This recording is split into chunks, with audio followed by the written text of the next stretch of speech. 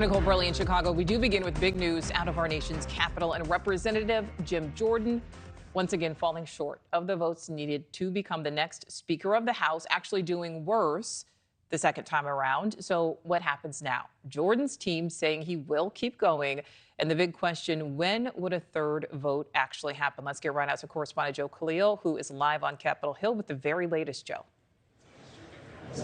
Yeah, hey, Nichole. So we're live now with Congressman John Garamendi, Democrat from California. So I want to ask you actually a lot of things, but let's just start here. Have you heard about when we may come back to the floor, potentially? What's the schedule looking like? I would think we ought to come back tonight, late this afternoon, early in the evening. We need a speaker. We really have got to get functioning. There are things that have to be done. Ukraine, Israel, Taiwan, the border, FEMA, all of these things need to be done, and they need to be done now.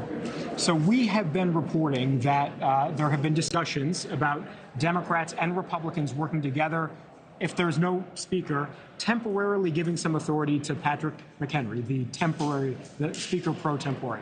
What do you think about that? Just so you can get Israel funding, you can get Ukraine funding, you can potentially avoid a shutdown. Is that a good idea?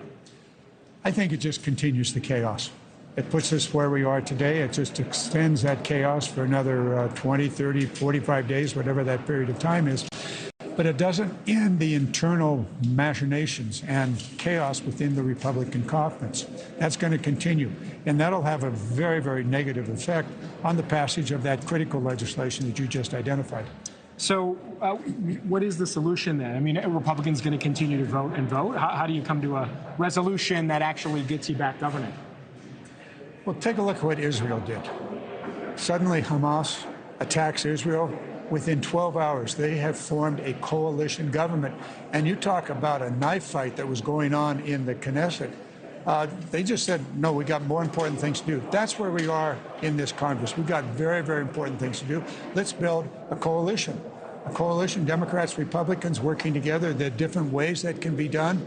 But essentially, you come to an agreement, okay, can put the fighting aside for the next 13 months. We'll go fight it out back in the elections, but we're not going to fight it out here in Congress. Yeah. So in the scenario you're describing now, Democrats would probably need some concessions if you're going to run a government where you have Republicans, Democrats sharing some more power, but you would still need to elect a speaker.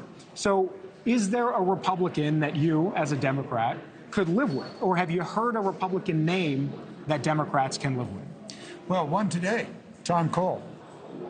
He nominated Jim Jordan, fine. He's a good soldier, but he's also a fellow that I've worked with very, very well over the years. There's also Mike Turner, another fellow that has a lot of stature within their conference. We can work with those people, and they understand we're going to cut a clear path into the future.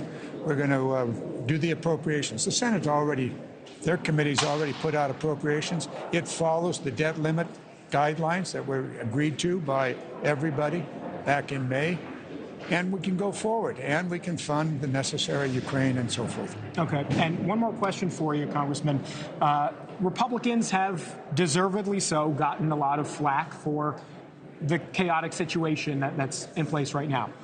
But every Democrat did vote to oust Kevin McCarthy, too.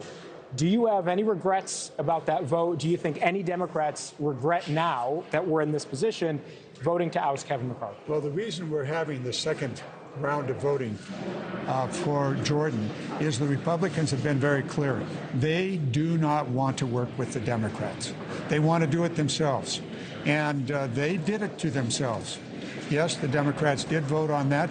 But the reality is this was a move by the crazy part of the Republican conference that created this entire thing.